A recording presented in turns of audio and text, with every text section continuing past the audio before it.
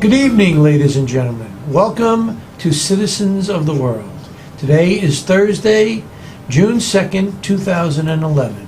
And as we all know, we are, all of us, the residents of a swiftly shrinking globe, where what was once local is fast becoming global, and our decisions and opinions resonate well beyond our own borders.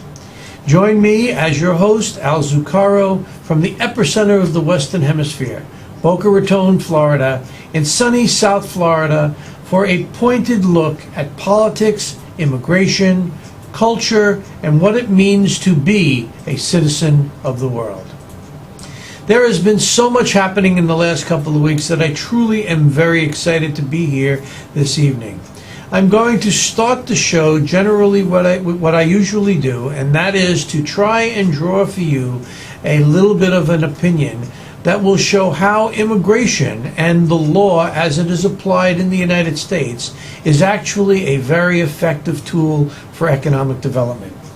Today, my lead article or my lead story is going to be talking about the Supreme Court of the United States, who just recently, a couple of weeks ago actually, gave an opinion in the case Chamber of Commerce of the United States of America et al. Versus Whiting et al.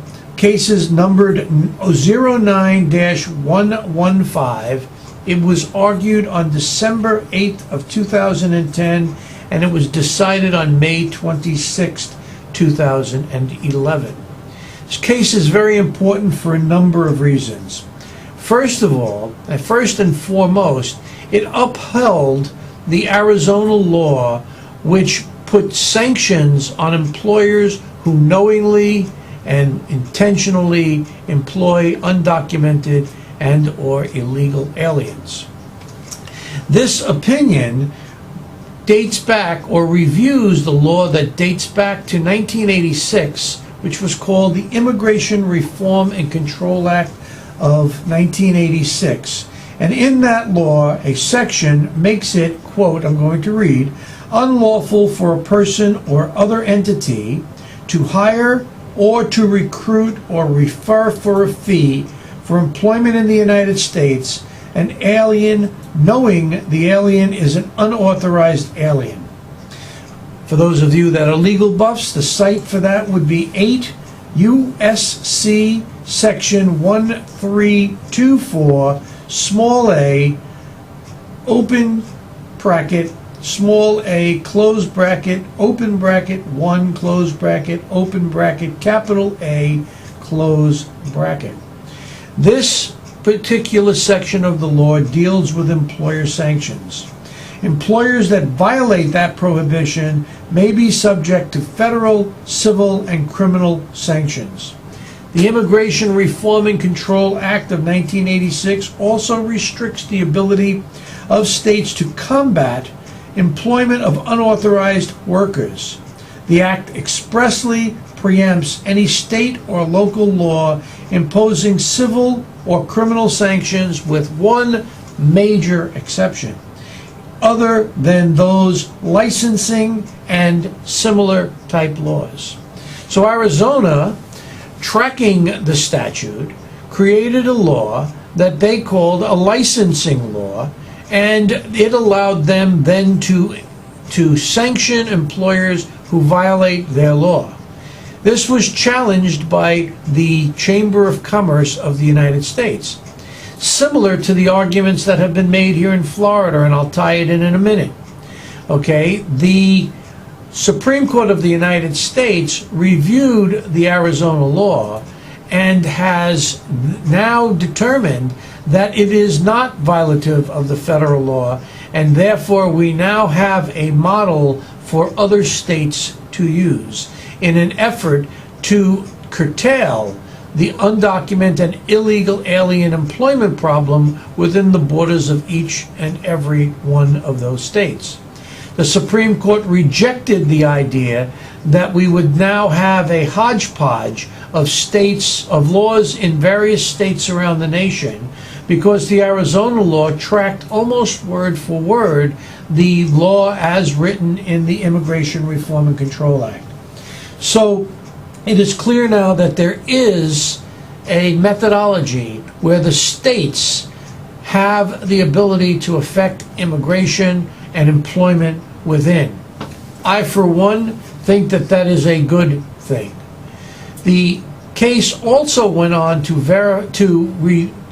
review and comment on a system that has been put in place by the federal government to allow employers to verify employability on the part of people that are seeking employment within their bounds.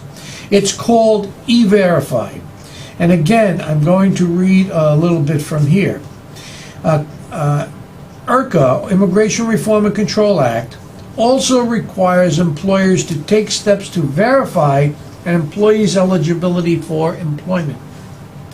In an attempt to improve the verification process, in the law passed in 2001 called IRIR, doesn't matter, Congress created the E-Verify system.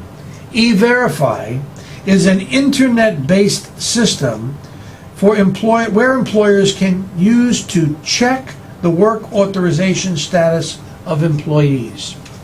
Well, now the Supreme Court has stated that this process can be used by the states, as in Arizona. In the state of Florida recently, the governor, by executive order, mandated that all employees at the state level must be checked by E-Verify in order for them to continue to be employed by the state of Florida. Legislation, which we reported on last week, failed in the Senate in Florida to impose E-Verify on all employers of the state of Florida. That legislation was opposed by the Florida Chamber of Commerce and other business organizations, as well as socially active organizations, for many, many reasons. The legislation failed in the Senate due to a number of arguments made by various senators, the lead of being Senator J.D. Alexander. Now, Senator Alexander represents an area, and his private business interests represent agricultural interests, and it is for sure an item of concern to agricultural interests. And the rejection of using E-Verify across the state for all employers missed by only 4 votes and was taken prior to the passing or to this ruling of the Supreme Court. Recently, I had the opportunity to hear Senator Haradopoulos, the president of the Florida Senate, speak on this very issue. He was very, very encouraging that E-Verify will pass next year, especially now that this issue is ruled on by the Supreme Court, and the empirical evidence coming out of Arizona suggests very positive things. Senator Haradopoulos said that those 4 votes will be acquired next time around, and you can bet that this upcoming session in calendar year 2012, there will be immigration in the forefront both at the national and at the state level here in Florida. One other item I want to mention. In a recent television interview, a senator from the state of Arizona, whose name eludes me right now, stated that since they have been using E-Verify and have become very tough on immigration, their prison populations has reduced, their crime rates have reduced, their unemployment rates have reduced, and illegal aliens present in their school systems have been reduced. Say what you want, take whatever position you want. The state of Arizona is leading the charge and should get a kudos for their efforts. Other items will be coming forward. Other states are now being encouraged to move forward. The senator from Arizona said he was working with 25 other state legislators to craft similar laws. I think that we have finally broken the bubble on the logjam of immigration. Thank you, Supreme Court, for giving us this ruling. I'm going to have a second item today that I wanted to talk about with regards to immigration and its ability to impact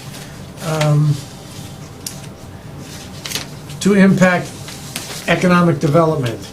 And that item has also to do with the moment, and I will get back to that as soon as we get back from this break.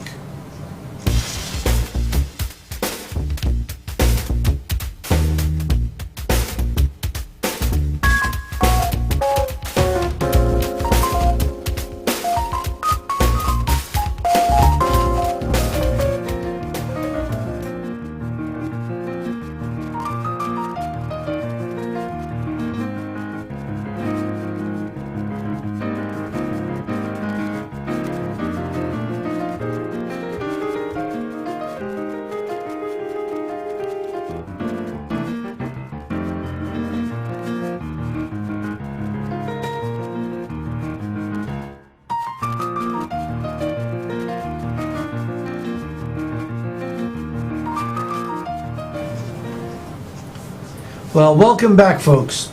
Yes, I did want to have a second item that I wanted to talk to about economic development. Over the last few weeks, I have brought to your attention the EB-5 visa circumstance. EB-5 visas have been in existence since 1990. We've reviewed that in the past.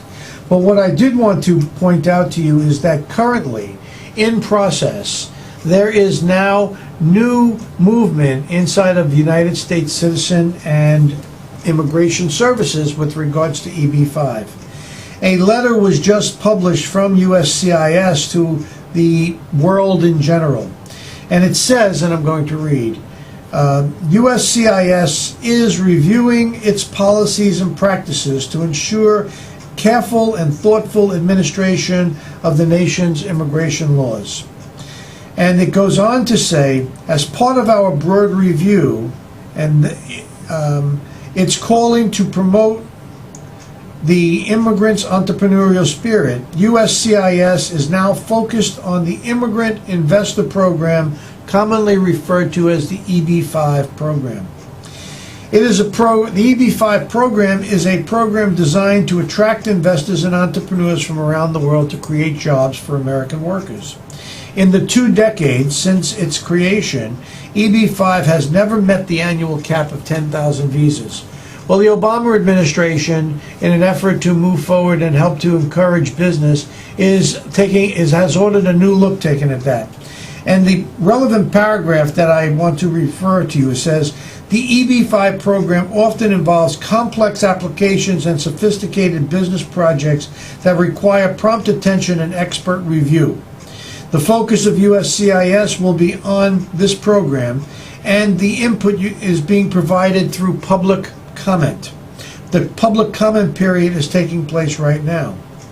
Any changes that would come about would include an accelerated adjudication process with premium processing, meaning that now, when I have a client in my law office and I have to file for an EB-5 regional center application, it could take 6 to 8 months to get an answer out of the USCIS Service Center in California, which is servicing these applications.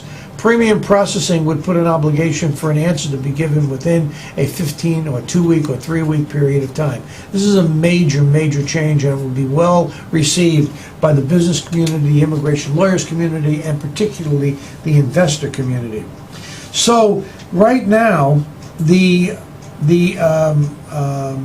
USCIS has put out for public comment these changes, and I refer you to them.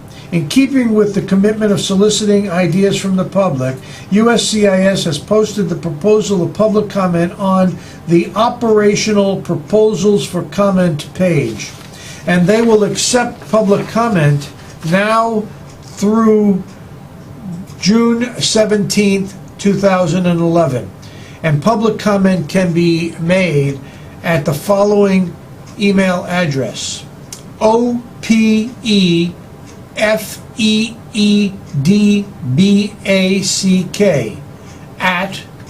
opepcis.dhs.government or .gov. Let me repeat that. OPEFEEDBACK at uscis.dhs.gov.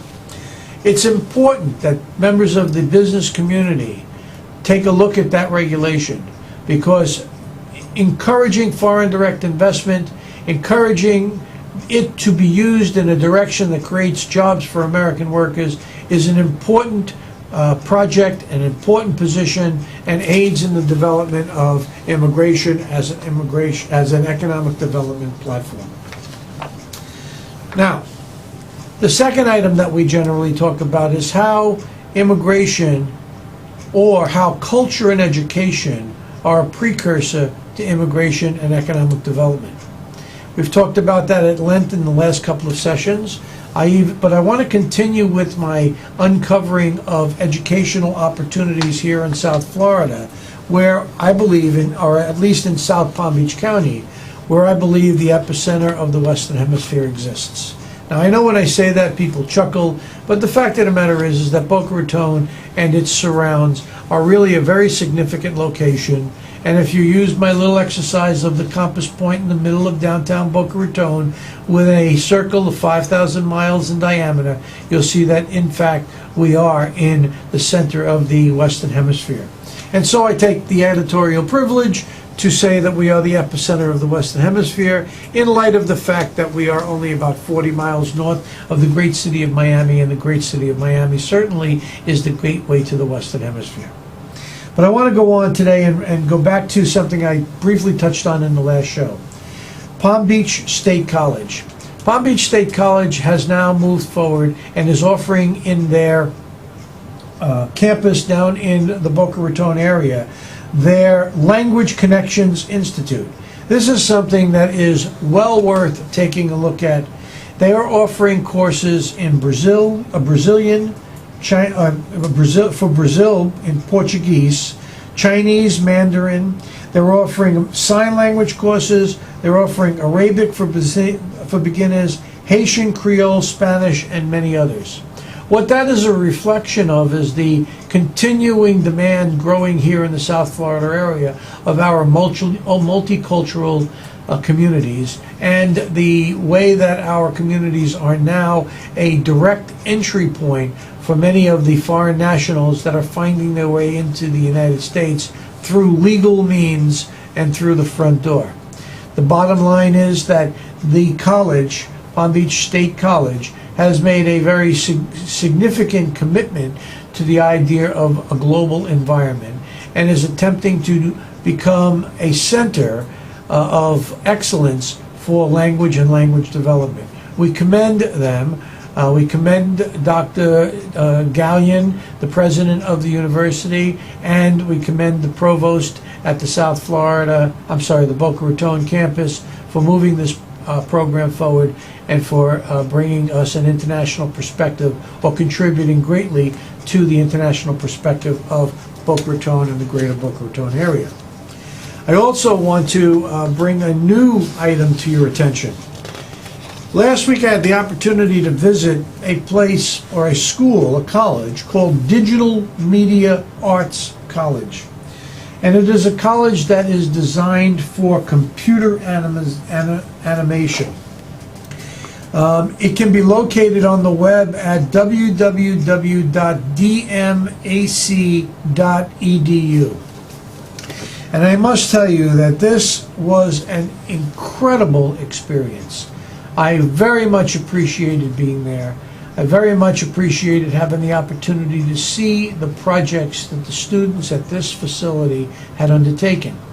In order for a student to graduate from Digital Media Arts College, they must create a portfolio. That portfolio can be any one of a number of things.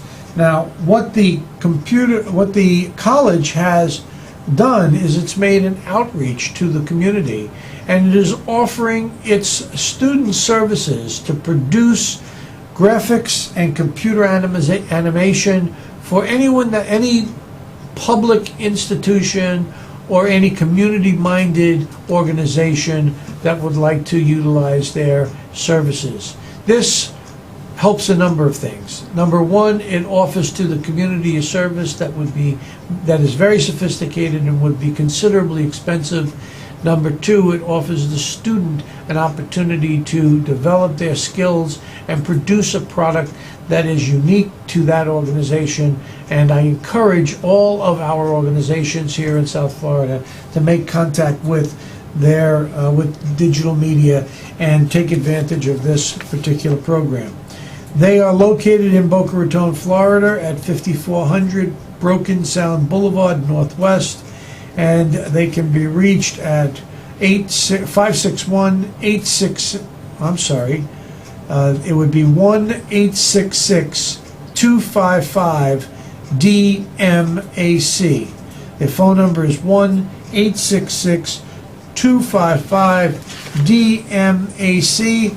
And my contact person there is Barbara Sageman, Sageman, the Director of Career Services, and I really recommend that you take a look at this. It's an outstanding organization just here in Boca Raton, Florida. Going back to Lynn University, had the opportunity on the Leadership Boca Day to visit Lynn University's Center for International Studies, where they have a complete broadcast organization or broadcast platform for digital media. It was very interesting. Two things I wanted to report. First, the leading television station in our marketplace, Channel 5, has agreed and is now in the process of building its South County location at Lynn University in the International Studies Center, utilizing their facilities and their technology, and it's a collaborative effort to try and keep the cost down, and it will only expand the university's impact and the news production for the community. A very worthwhile collaboration. We wish the university and Channel 5 the best wishes and best of luck in that endeavor. But what I really wanted to tell you was the gentleman in charge of their program, Professor David Jaffe, is just absolutely incredible. He allowed some of the participants in the leadership program to actually create their own broadcast and has now put it up on the web. So you can get a look at some of the people that participated from the Boca Raton leadership class of 2011. Thanks to Dr. Jaffe. His email address is djaffee@lynn.edu, and he's posted the minor production that he did that day at www.lynnuniversity.net/leadership. That's www.lynnuniversity.net/leadership. Incredible opportunity.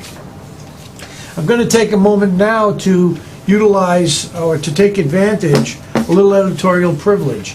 As you know, I'm an immigration attorney. My law office is Alfred Zucaro Jr. LLC. We have offices in Jupiter, Florida, and we are now going in the process of expanding to Boca Raton, Florida as well. I have met and now am in the process of bringing on board of counsel to my firm will be a young lady attorney by the name of Lauren Cohen. Lauren, I'm going to try to have her on the show for next week. Lauren is a barrister and solicitor in Canada, in Ontario, Canada, and she is an attorney at law barred in the state of Tennessee. Lauren will be joining my law firm of counsel and will be working with all federal matters, including but not limited to that of immigration law. Lauren is admitted to the bar in the state of Tennessee, admitted to the bar in the province of Ontario. She holds a Juris Doctorate degree from Osgoode Hall Law School, York University in Toronto, and she has specialized honors Bachelor of Art cum laude from York University in Toronto. I'm very happy to have encouraged Lauren to agree to come and work with me at my law firm. You can reach us at www.alzucaro.com, and the phone number here in South Florida is 561-478-1212. My email address is al@alzucaro.com. That's al@alzucaro.com. So we're expanding, getting ready for what will be a major year in the development of immigration law and its application for economic development. I'd like to take a moment to do some kudos and at least one KO as we bring the show to close this week, and I'll do that right after this break. Well, welcome back again, folks. Kudos and KOs. Here's where I say something that I think is good, and I say something that I think is bad.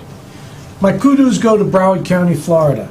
Broward County has been actively pursuing the international market for a number of years now, and they recently announced in spring 2011 that they welcomed a delegation from China. They have really made significant strides to compete with the great city of Miami. They have found their own niche. They do things that are creative, and they are clearly bringing the international marketplace. KOs go to Palm Beach County, Florida, because we're still in the dark ages when it comes to participating on an international level. The Business Development Board has made some movement in that direction, but many of the other agencies in our community are still not committed to the idea of, so I got to give that a KO. Kudos goes to U.S. Congressman Allen West. He recently published an article titled, "Inactivity on Trade is Leaving U.S. Small Businesses Behind." He published that on the dailycaller.com. That's www.dailycaller.com. I suggest that you go out and read this because it is a very interesting article. It establishes his support for the free trade agreements and his support for concluding the trade negotiations with Panama, Colombia, and South Korea, and getting that in effective. Congressman West has been actually appointed to the Small Business Committee in Congress, and we are very happy to see that, and he is very aggressively participating in methodologies that will help small businesses grow again. Kudos. I want to take you to a thing that I received in the mail that was very, very interesting. It was sent to me. It comes from website www.gwh.nhs.uk. And what it says is that this is in July of 2011 is the only time the following things will happen for 800 or so years. This year, July has 5 Fridays, 5 Saturdays, and 5 Sundays. This happens once every 823 years. This is called money bags. So forward this to your friends. Your friends and money will arrive. Oh, but it's based on Chinese Feng Shui, and it's interesting. Also, I want to go on. This year, we're going to experience 4 unusual dates. 1-1-11, 1-11-11, 11-1-11, and 11-11-11. And here's a real twister for you. Take the last 2 digits of the year in which you were born. Now add the age you will be this year. The results will be 111 for everyone in the whole world. This is the year of the money. So, with that said, folks, here's my KO of the week. United States Border Patrol just published the total illegal alien apprehension by fiscal year, October 1 through September 30th. In FY 1999, there was a grand total of 1.6 million people captured at the border and turned around. In calendar year or fiscal year 2010, that number is only 463,000. What happened? You can't tell me that they're not still coming. What happened? So, I don't know if it's a KO or a kudu. I call it a KO. At any rate, with that said, I bring to close, citizens of the world, and remind you, we are all of us the residents of a swiftly shrinking globe, where what was once local is fast becoming global, and our decisions and opinions resonate well beyond our own borders. Thank you for joining me. I'll see you next week.